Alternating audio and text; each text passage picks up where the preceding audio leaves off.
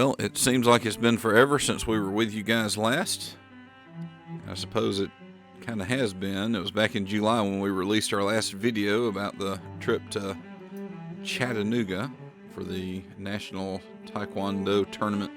But we have hit the road again, though not technically camping this time. We made our way to Charlotte, North Carolina, along with some folks from the Alabama Baptist State Board of Missions to see the Billy Graham Library. We dropped the kids off there in South Carolina with my in-laws and made our way to Charlotte. They treated us to a dinner the night before, and then we made our way along with about 19 other couples, pastors and wives, to the Billy Graham Library. And if you've never been, I'm sure there's a reason they call it a library. They do have his library in an archive building, and that'll be in the video later on, but really this is a museum of sorts, and it chronicles his early life and his ministry. So we had a great time there. It's a beautiful place, nestled there in the Charlotte area. You enter at the foot of the cross at this barn-style building in which they have a dairy snack bar that have redone. And this was actually not technically open when we made our way there. They did this tour especially for us. But needless to say, it is a unique experience. Everything is top-notch.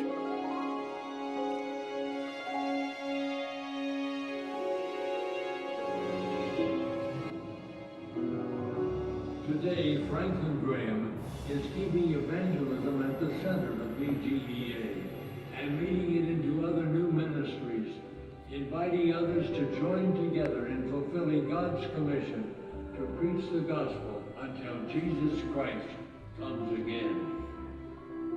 Welcome to the Billy Graham Library.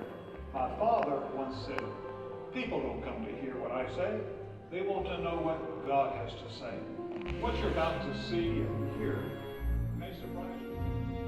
This multimedia tour, you go through in groups, everything from a front porch experience with Billy Graham himself to the crusade there in the Los Angeles area. That kind of was the turning point in his ministry that really changed the nature of his ministry from a more local setting to a more national setting and eventually international setting.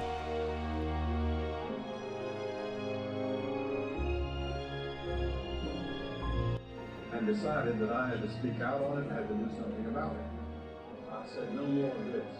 Billy got up from the platform and he walked down, past the ushers, and took the ropes down himself. Christianity is not a white man's religion, and don't let anybody ever tell you that it's white or black. Christ belongs to all people. I do not believe any of us are here by chance. God has brought each of us here for a purpose. It is my Billy Graham was God may set us ablaze. quite a wonderful fellow in that he preached the gospel, and he preached it to people all over the world. He preached it in such a way that it was not for any one group of people, it's for all people. And his influence in the civil rights movement, his influence in international affairs is kind of chronicled throughout that library tour. Here's the archive building, and it is quite a special building. Those two ladies have one of the most interesting jobs in the world. They're sitting there going through documents, I believe from Wheaton University or Wheaton College, that housed a lot of his library. But on those racks are paper items, papers, letters that he received and sent of personal nature, and also state-type documents. You also have a room here that has a lot of the paraphernalia, the podiums, chairs, and even some of the state gifts that he received throughout the years. They took us to lunch at the international headquarters for the Graham organization, and treated us to a meal there. And then we went back to the library and spent some time there in the memorial garden.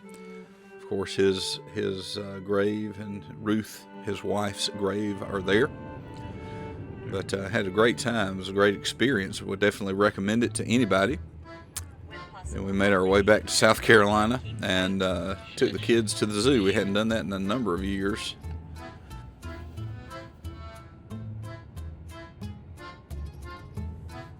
The Greenville Zoo is a nice little zoo. It is geographically not a large zoo, but they do have a fair number of exhibits, and you can see the animals in those exhibits.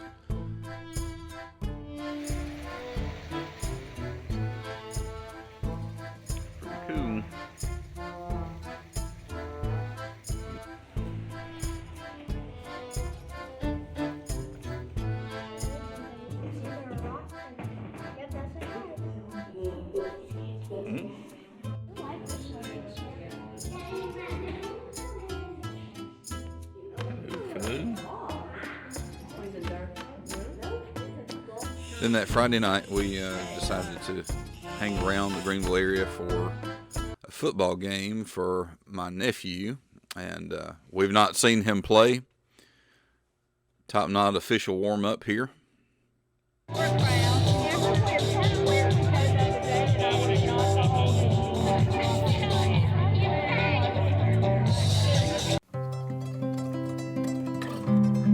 But it was senior night.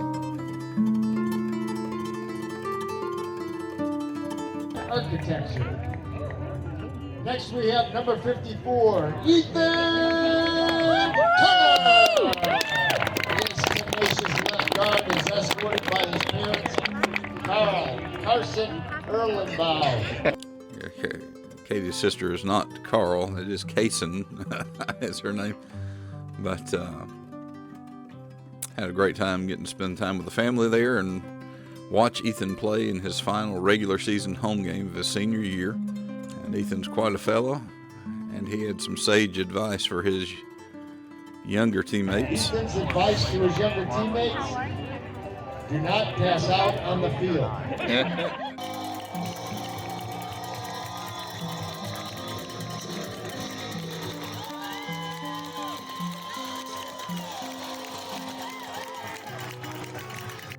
Playing football under the crescent moon in South Carolina.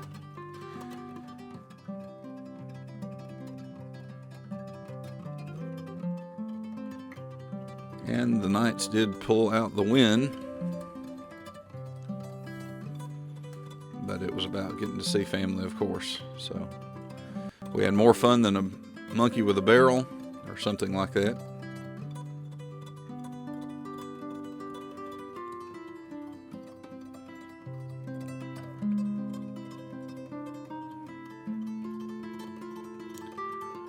No, it wasn't really a camping trip. It was still for us a nice break in the season. I hope that you and your family are blessed this holiday season. Hope to see you back on the road soon.